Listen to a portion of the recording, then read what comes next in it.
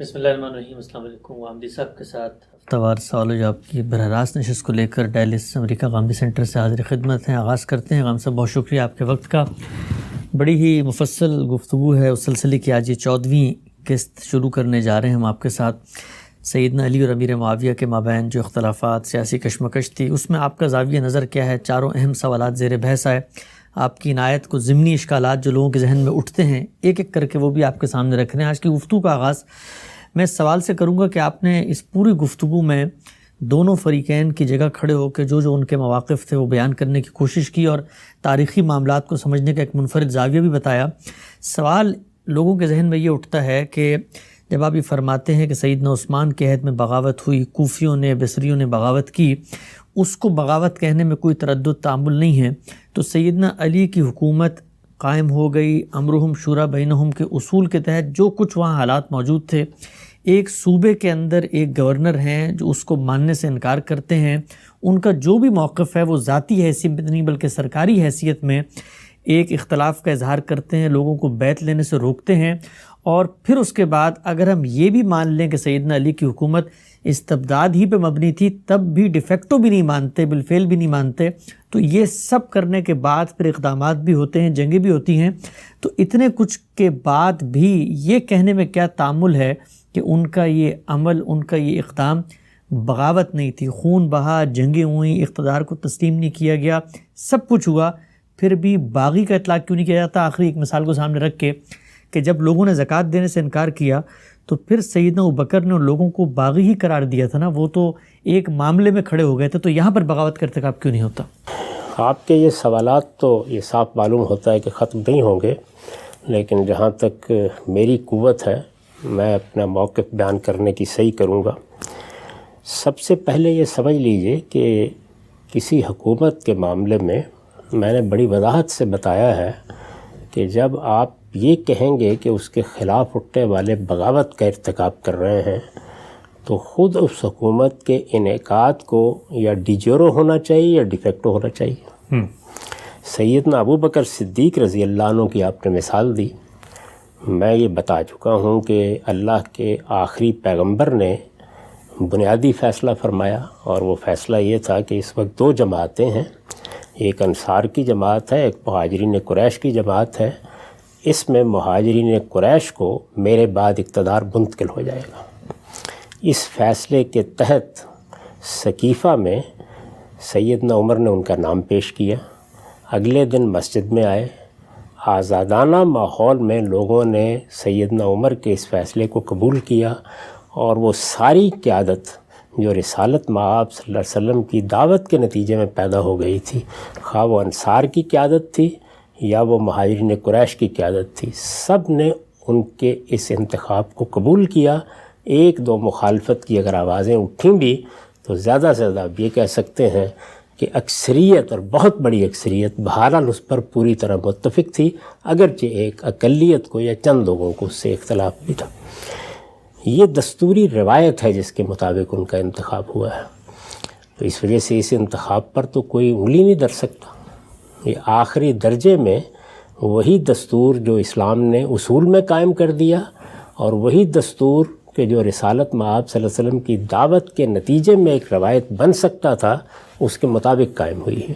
یہ ڈیجورو بھی بالکل صحیح حکومت تھی، اور ڈیفیکٹو قائم ہوئی اس طریقے سے کہ ان کا ایک پوری عملداری کی حیثیت سے اقتدار تسلیم کر لیا گیا۔ اس میں اگر کسی نے بغاوت کا ارتکاب کیا ہے تو اسے باغی ہی کہا جائے گا۔ یعنی پہلا مرحلہ یا پہلا مسئلہ یہ ہے کہ حکومت کس طرح قائم ہوئی ہے۔ اسی طرح ایک حکومت ڈیفیکٹو قائم ہو گئی، یعنی وہ امرہم شورا بینہم کے طریقے پر تو قائم نہیں ہوئی، لیکن تلوار کے زور پر قائم ہو گئی۔ لوگوں نے اس کو تسلیم کر لیا، یہ خیال کر کے تسلیم کر لیا کہ اب خانہ جنگی آگے نہیں بڑھنی چاہیے، تو آپ کہیں گے یہ ڈیفیکٹو قائم ہو گئی۔ میں نے مثال دی تھی کہ جس طریقے سے اس وقت افغانستان میں ایک حکومت قائم ہو گئی ہے ہمارے ہمسائے میں، ڈیفیکٹو قائم ہو گئی، اب آپ اس کے خلاف اٹھتے ہیں تو اس کو بھی بغاوت کہا جائے گا۔ یہ دونوں باتیں تو اپنی جگہ بالکل درست ہیں۔ یہ بات کہ بغاوت یہ جائز ہوگی یا ناجائز یہ الگ بحث ہے، وہ آپ سوال کریں گے تو میں عرض کر دوں گا، لیکن بغاوت کا اطلاق کیا جائے گا۔ حکومت ڈی جیورو ہے تب تو بدرجہ اقم کیا جائے گا، اور ڈیفیکٹو بھی ہے تو کیا جا سکتا ہے۔ تو سیدنا علی رضی اللہ عنہ کی حکومت کی کیا یہ نوعیت تھی؟ میں یہ پوچھنے کی جسارت کروں گا کہ کیا فی الواقع کسی دستوری روایت کے تحت یہ حکومت قائم ہوئی تھی؟ میرے عزیز، ایک ہے سیدنا علی رضی اللہ عنہ کی شخصیت، وہ شخصیت تو بہت غیر معمولی شخصیت ہے۔ وہ رسول اللہ صلی اللہ علیہ وسلم کے صحابی ہیں، نوجوانوں میں ممتاز ترین لوگوں میں سے ہیں۔ رسول اللہ صلی اللہ علیہ وسلم کا غیر معمولی اعتماد ان کو حاصل رہا ہے۔ انہوں نے ہر طرح کے حالات میں اللہ کے آخری پیغمبر کا ساتھ دیا ہے، اور یہی نہیں بلکہ آپ کے ساتھ ایک نہایت محبوب رشتہ بھی ان کا قائم تھا۔ پھر یہ کہ ان کی ذہانت، ان کی فطانت، جس طریقے سے وہ مشورے دیتے رہے، جس طرح سے کار حکومت میں بھی بعض اوقات انہوں نے بہت مفید معاونت کی، یہ سب اپنی جگہ ایک مسلمہ چیز ہے۔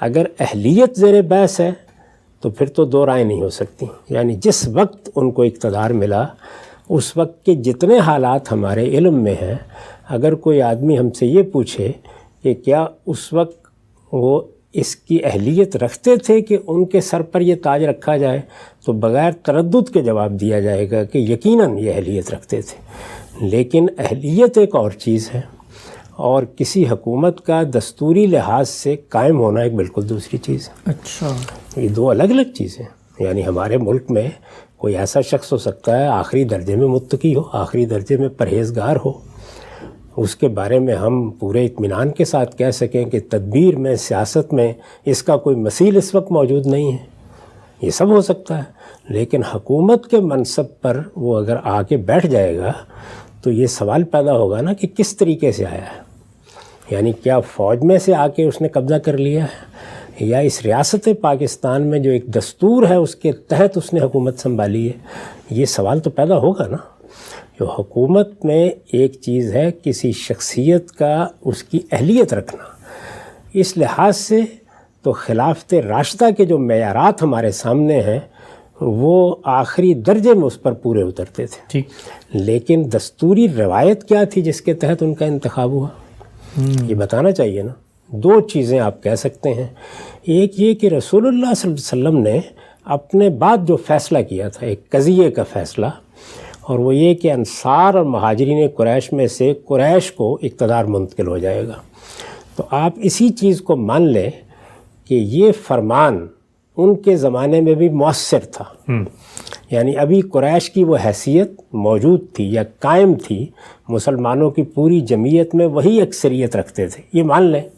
تو پھر یہ سوال پیدا ہوگا کہ کیا قریش کے تمام لیڈر جمع کیے گئے؟ کیا ان کو دعوت بھیجی گئی؟ کیا وہ آئے؟ یہ بات تو بالکل بدیہات میں سے ہے کہ اس وقت مدینہ قریش کی قیادت کا مرکز نہیں رہا تھا، لوگ پورے ملک میں بلکہ پوری سلطنت میں جا چکے تھے۔ تو کیا ان کا انتظار کیا گیا؟ ان کو بلایا گیا؟ کوئی مجلس منعقد ہوئی؟ جیسے ہم نے دیکھا کہ سیدنا صدیق کے معاملے میں پہلے ثقیفہ میں انصار کی لیڈرشپ سے بات ہوئی، اور اس کے بعد اگلے دن مہاجرین قریش کی پوری لیڈرشپ نے ان کے بارے میں اس فیصلے کو قبول کیا۔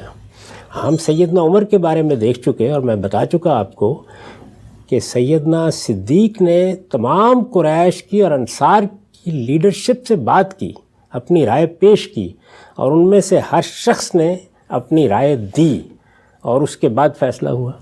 سیدنا عمر کے بارے میں ہم یہ جانتے ہیں کہ دنیا سے رخصت ہو رہے ہیں، تو جو اس وقت قریش کی لیڈرشپ موجود ہے ان سب لوگوں کو انہوں نے یہ ذمہ داری سونپی کہ تم فلاں جگہ جمع ہوگے اور وہاں بیٹھ کر پہلے یہ فیصلہ کرو گے کیا تمہارے اندر سے کسی پہ اعتماد ہو سکتا ہے تمہارا، اور پھر لوگوں سے رائے لے لو گے اس معاملے میں۔ تو اس اصول کی پیروی کی گئی۔ تو دستوری روایت اگر آپ یہ مانتے ہیں کہ سیدنا علی کے زمانے تک بھی، یعنی دوسرے لفظوں میں کہیے کہ عثمان رضی اللہ عنہ کی شہادت کے موقع کے اوپر بھی قریش کی یہ حیثیت قائم تھی، یہ مانا جا سکتا ہے۔ تو اگر آپ یہ مانتے ہیں تو پھر سوال یہ پیدا ہوگا کہ قریش کے وہ لیڈر کون تھے جو جمع ہوئے، وہ کہاں سے بلائے گئے، کیا ان کا انتظار کیا گیا، وہ سب کیا آئے، پھر ان سب نے یہ فیصلہ کیا؟ یہ سوال۔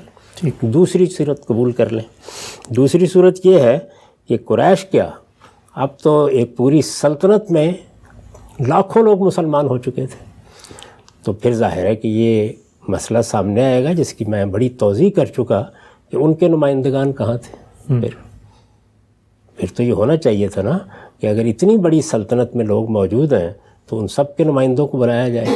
تو اگر آپ پوری سلطنت کے مسلمانوں کا کوئی ایوان نمائندگان رکھتے ہیں تو وہ یہ حق رکھتا تھا کہ وہ انتخاب کرے، اور اگر قریشی تک محدود سمجھتے ہیں، اور میں تھوڑی دیر کے لیے مان لیتا ہوں کہ جو روایت چلی آ رہی تھی چلیے اسی کے مطابق انتخاب کرنا ہے، تو پھر قریش کی لیڈرشپ کو ہونا چاہیے تھا۔ ایک یہ بات، دوسرے یہ کہ قریش کی ساری لیڈرشپ آ گئی اور بلا لی گئی، تو آپ کو یہ بتانا پڑے گا کہ کیا آزادانہ فضا میں ان کو رائے دینے کا حق تھا؟ یہ بات تو مسلمات میں سے ہے کہ اس وقت مدینے پر باغیوں کا قبضہ تھا، وہ سیدنا عثمان کو شہید کر چکے تھے۔ یہ بات بھی مسلمات میں سے ہے، اس میں کسی خبر واحد کو پیش کرنے کی ضرورت نہیں ہے کہ سیدنا علی کے دائیں بائیں کھڑے ہو کر انہی لوگوں نے سب سے پہلے یہ تحریک کی ہے کہ ان کی بیعت کی جائے، اور یہ بات بھی بالکل مسلمات میں سے ہے کہ جو دو آخری لوگ تھے سیدنا طلحہ اور سیدنا زبیر، دونوں نے اس بات کی گواہی دی کہ ہم سے یہ بیعت جبراً تلواروں کے تحت لی گئی ہے، اور اس کے بعد یہ آپ جانتے ہیں کہ وہ جنگ جمل میں شہید ہوئے ہیں۔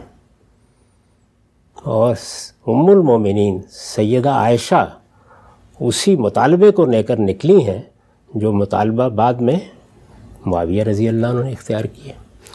تو ہم سب سے پہلے یہ دیکھیں گے ہمارے ساتھ مسئلہ کیا ہے۔ مسئلہ یہ ہے کہ ہم جب سیدنا علی کی شخصیت کو دیکھتے ہیں، صحابہ میں ان کے درجے کو دیکھتے ہیں، ان کے پس منظر اور ماضی کو دیکھتے ہیں، ان کی خدمات کو دیکھتے ہیں، ان کی شخصیت میں جو محاسن اللہ تعالیٰ نے ودیت فرمائے تھے ان کو دیکھتے ہیں، تو اس دستوری سوال سے قطع نظر کر لیتے ہیں۔ لیکن یہ دستوری سوال تو اپنی جگہ اہم ترین سوال ہے۔ میں نے اس کو اس طرح بیان کیا تھا کہ جو صورتحال اس وقت تھی اس صورتحال میں غبار اڑ رہا تھا، گرد و پیش میں معلوم نہیں کیا کیا اطلاعیں پہنچ رہی تھیں، ہر طرف یہی بات بیان کی جا رہی تھی کہ وہاں بغاوت ہوئی ہے اور باغیوں نے کھڑے ہو کر لوگوں سے زبردستی بیعت لے لی ہے، اور وہی اب یعنی سیدنا عثمان کے قاتلین دائیں بائیں کھڑے ہوئے ہیں۔ تو میں نے یہ عرض کیا تھا کہ اس میں اگر ایک صوبے کے گورنر نے یا کسی اور شخص نے یا ایک بڑی جمعیت نے یا بہت سے صحابہ نے یا سیدہ عائشہ ام المومنین نے اس سے انکار کیا کہ وہ اس حکومت کو مانے رکھیں، تو اس کے لیے ان کے پاس بھی ایک جواز موجود ہے۔ پہلے تو یہ بنیادی بات سمجھ لیجیے کہ کسی شخصیت کی اہلیت ایک الگ چیز ہے، اور اس کے بارے میں دستوری قاعدے پورے ہوئے ہیں، دستوری روایت کے مطابق انتخاب ہوا ہے۔ اگر آزادانہ ماحول میں قریش کی لیڈرشپ نے، میں ابھی پوری سلطنت کے نمائندگان کی بات نہیں کرتا، اگر قریش کی لیڈرشپ نے بھی آزادانہ ماحول میں انتخاب کیا ہے اور اس سے ان کی حکومت قائم ہوئی ہے، اور وہاں کوئی ہنگامی صورتحال نہیں، کوئی غبار نہیں اڑ رہا ہے، کوئی باغی وہاں قبضہ نہیں کیے ہوئے ہیں، کوئی ایسی صورتحال نہیں ہے، مطلب بالکل صاف ہے، تو میں بغیر کسی تردد کے ایک ہی جملہ آپ بولیں گے تو یہ کہوں گا کہ معاویہ رضی اللہ عنہ نے بغاوت کی۔ لیکن کیا فی الواقع میں یا آپ اپنے سینے پر ہاتھ رکھ کر یہ کہہ سکتے ہیں کہ ایسی ہی صاف صورتحال ہے؟ تو وہاں سے وہ فساد کی صورتحال میں آپ ایک مثالی انتخاب اور دستوری روایت کا تقاضا کیوں کر رہے ہیں؟ یعنی جب بھی آپ کسی انتخاب کا تقاضا کریں گے تو آپ یہی تقاضا کریں گے۔ اب آپ نے جو دوسری بات کہی ہے سن لیجئے، یعنی اگر مثالی صورتحال نہیں ہے، ہنگامی معاملہ ہے، اس میں ایک اقدام کیا ہے، تو میں اسی کی تو رعایت دے رہا ہوں، یہی کہہ رہا ہوں کہ سیدنا علی نے اگر اس ہنگامی صورتحال میں اقتدار سنبھالا تو وہ یہ حق رکھتے تھے کہ یہ سمجھیں کہ ان کی حکومت قائم ہو گئی۔ بہت اہم بات۔ یعنی یہ اسی وجہ سے تو میں عرض کر رہا ہوں، ہنگامی صورتحال اگر نہ ہو اور اس طریقے سے اقتدار سنبھالا گیا ہو تو پھر تو یہ رعایت بھی نہیں دی جا سکتی۔ تو پوری بات کو سمجھیے اس معاملے میں، یعنی ہنگامی صورتحال کے معاملے میں ہم بس اتنی بات کہیں گے کہ سیدنا علی کی بھی بالکل نیک نیتی تھی، انہوں نے نیک نیتی کے ساتھ ذمہ داری سنبھالی، یہ خیال کر کے ذمہ داری سنبھالی، اور میں تو یہ کہتا ہوں کہ اگر یہ خیال بھی ان کے یہاں رہا ہو کہ اس وقت مجھ سے زیادہ کون اہل آدمی ہے. لوگوں نے اگر پیشکش کی، میں اقتدار سنبھالتا ہوں اور میں نظم و نسق قائم کرتا ہوں اور میں آہستہ آہستہ یہ کوشش کرتا ہوں کہ جس خلفشار میں ہم مبتلا ہو گئے اسے نکالیں، تو نیک نیتی کے ساتھ یہ رائے قائم کی جا سکتی ہے. اور اگر مخالفین نے جو اٹھے اور انہوں نے مطالبہ کیا کہ ہم تو قصاص چاہتے ہیں، تو معذرت کے ساتھ یہ ایسا نہیں ہے کہ سیدنا صدیق کی طرح کی حکومت قائم ہو گئی ہے، یا سیدنا عمر کی طرح کی حکومت قائم ہو گئی ہے، یا سیدنا عثمان کی طرح کی حکومت قائم ہو گئی ہے. حکومت کے قیام میں جو پہلی بات ہے اہلیت، وہ اتنی زیادہ اہمیت نہیں رکھتی جتنا اس کا دستوری طور پر قائم ہونا ہے. اس کا انعقاد ہوا ہے یا نہیں صحیح معنی میں. تو انعقاد کی میں نے عرض کیا کہ دو ہی صورتیں ہیں. ایک مشروع صورت ہے، میں اس کی وضاحت کر چکا کہ امرہم شورا بینہم کے اصول پر ہوگی. اس وقت اس اصول کے زمین پر لانے یا اس کے اطلاق کے دو ہی طریقے تھے. آپ رسول اللہ صلی اللہ علیہ وسلم کے فیصلے کو اس وقت تک ممتد مانیں اور یہ کہیں کہ ابھی صورتحال وہی تھی، کہہ سکتے ہیں آپ، ابھی وہی صورتحال تھی. قریشی کو یہ حیثیت حاصل تھی، سلطنت بہت پھیل گئی تھی، لیکن سب لوگ زیادہ تر مفتوحہ علاقے کے لوگ تھے اور ابھی اتنی بڑی تعداد میں مسلمان بھی نہیں ہوئے تھے. اس وجہ سے اسی دستور کے مطابق قریش کی لیڈرشپ کو حق تھا کہ وہ انتخاب کر لیں. تو قریش کی لیڈرشپ کہاں ہے؟ کون لوگ ہیں اس کے اندر؟ یعنی پوری سلطنت میں پھیلے ہوئے لوگوں کو کیا بلایا گیا ہے؟ کیا انتظار کیا گیا ہے؟ اور پھر دوسری بات یہ کہ اگر بلا لیا گیا ہے، انتظار بھی کیا گیا ہے، تو کیا آزادانہ ماحول میں انہوں نے یہ بیعت کی ہے؟ آپ اندازہ کریں وہاں صورتحال کیا ہے اور کتنے بڑے لوگ ہیں.